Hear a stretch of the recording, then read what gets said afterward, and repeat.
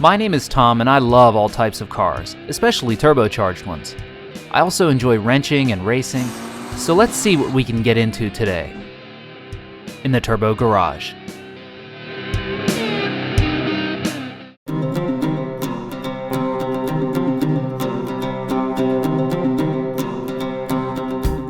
In our last episode, we continued on our hunt for more horsepower by adding a big old precision turbo stock location intercooler, and then started on our wideband air fuel gauge install by mounting the sensor in our downpipe.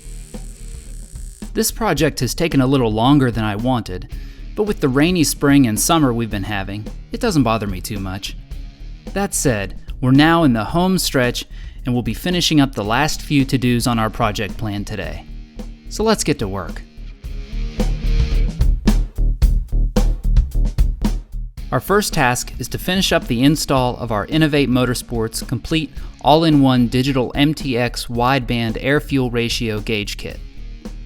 I chose this kit because I've ran older versions of it in both my Turbo Miata and my Talon with great results. The kit features a 100% digital system, which is said to be more accurate than other types of kits. It comes with a low-profile gauge that has both black and silver bezels and a choice of black or white removable faceplates. I really like this gauge, as it has what Innovate calls a digital needle that sweeps from rich to lean and has a large digital readout too.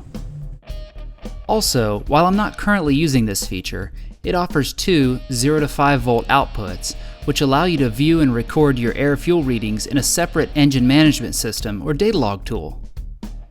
I use this feature in my Talon and absolutely love it. If you don't have a setup like that, Innovate provides their Logworks software that allows you to record your sensor info via data log on your PC. It's easy to use too. But the absolute best feature is that it's much easier to install than previous versions. In fact, I'd actually planned on doing a more specific how-to for installing this kit, but mounting the sensor in the downpipe was the most difficult part. Other than finding a good power and ground wire, it was plug and play. The only other difficult part is choosing a spot for your gauge. I'll talk more about that later in this video. There's a feeling I get when I drive this car. It's different than anything I've ever felt with other cars. It may be nostalgia getting the best of me, but it's like my personal time machine. When I open that big door, sit in the cloth seat, look around at the controls and touch the steering wheel, it's 1987 all over again. There's just one problem. A bunch of doodads in the interior were ruining my 80s experience. Between the A-pillar boost gauge blocking my view, the Scan Master sitting on top of the dash blinking away, the fussy, overly complicated CD player bleeping and blooping all the time, and the alcohol injection controller peeking out from under the dash, my senses were being overloaded with too many obtrusive and newfangled gizmos and gadgets. It was time to take my interior back. Back to 1987.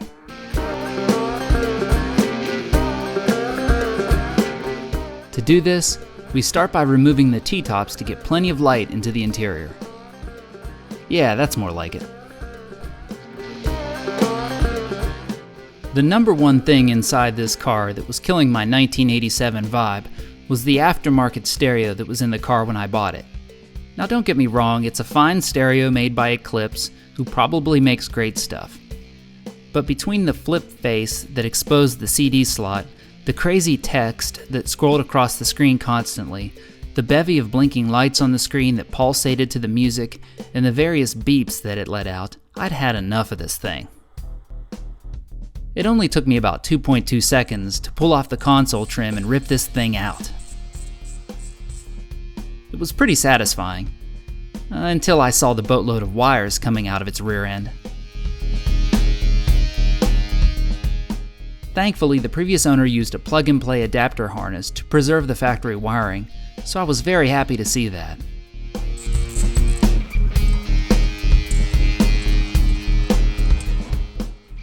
My first attempt at removing the wiring was a little impulsive and quite unsuccessful, so it was time to try a different approach. It did involve my teeth. I removed the sill plates, which quickly exposed all of the amp power and audio signal wiring.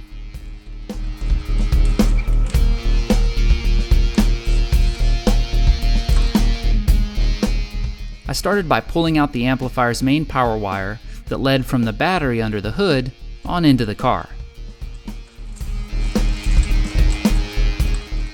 Here's a look at the amp and stereo wiring relieved from its duty under the dash.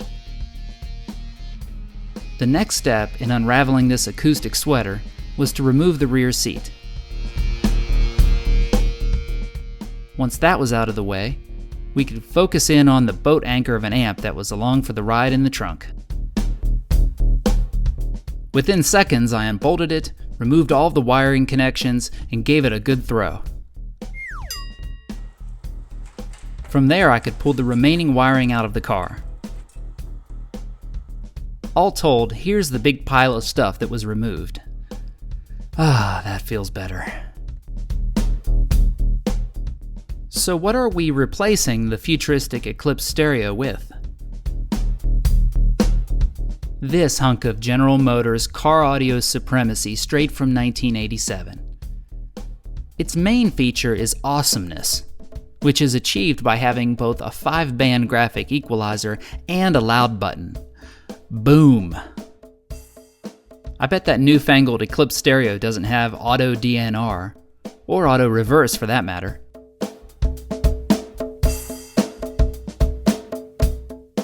But most of all, it's what this car came with from the factory, and it's just right.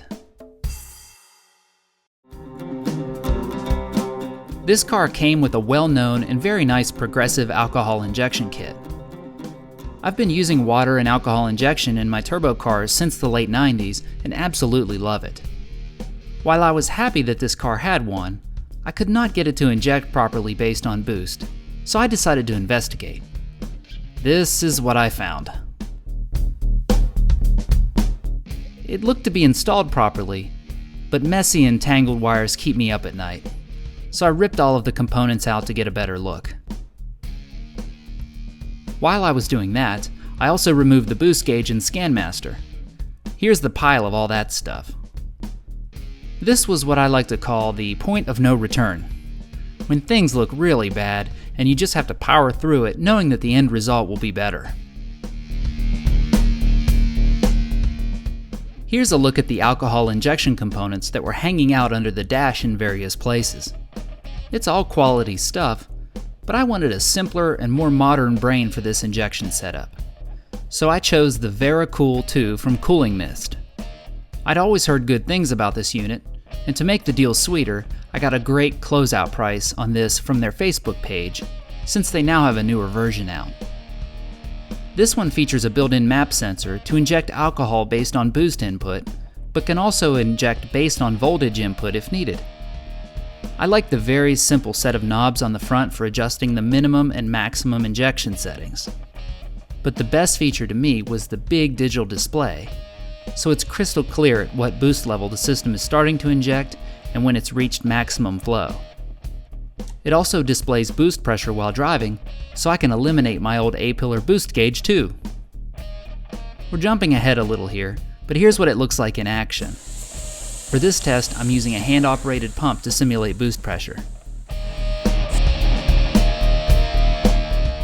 Now it was time to find a new home for my ScanMaster box, air-fuel ratio gauge, and my new combination alcohol injection controller and boost gauge.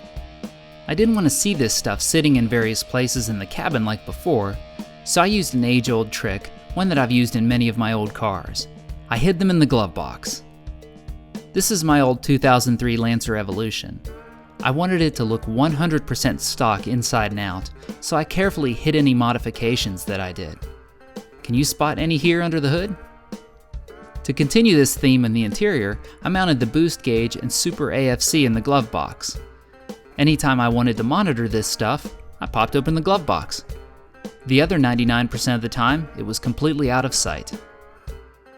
Before I started, I loaded up my portable work carts with all the tools I'd need to do the job. Screwdrivers, test lights, wire strippers, various types of wire, heat shrink tubing, a heat gun, my soldering gun, and of course an assortment of zip ties. I needed to supply a good power source to these devices, so using my test light, I found a good unused location on the fuse panel. It that time I also located a good ground to use. Back on the workbench, I began making the wiring for all of these devices. Since they were sharing the same home in the glove box, I could wire all of them up in one master loom. I don't show this here, but I ran these wires through an old harness plug so I could remove the whole assembly easily if needed. I needed a way to mount the Vericool box, so I made a simple bracket out of aluminum and drilled it to match the Vericool mounting holes, and then matched that up to the 2 holes that I made in the side of the glove box.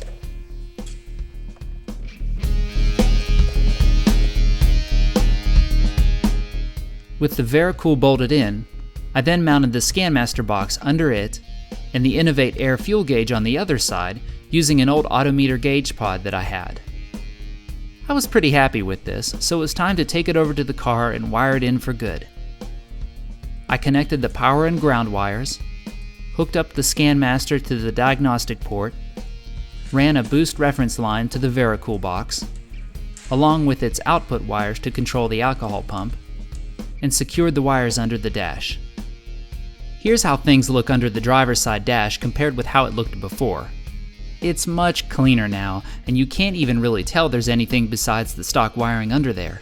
Now I can get some sleep tonight. Next, it was time to test and calibrate the air fuel gauge and sensor according to Innovate's instructions. Be careful because it's a heated sensor and gets really hot.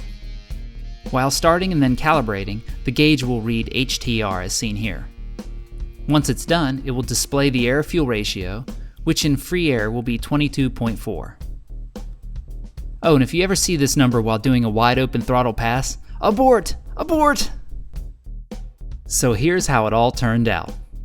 We've consolidated all of our performance gadgets into one pretty cool mission control area. And during the 99% of the time when we don't need to monitor or adjust these, they're tucked away in the glove box, out of sight to leave the interior looking 100% stock. There's still plenty of usable room in the glove box for the owner's manual and anything else I may want to throw in there too.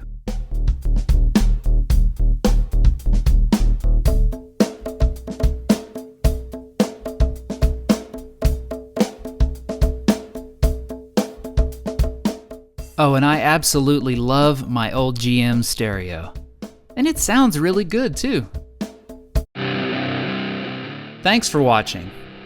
I had hoped to go for a road test after installing these parts, but the rear differential gears require a long break-in period.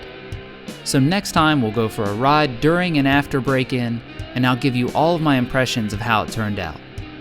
So with that said, thanks again folks. We'll see you next time.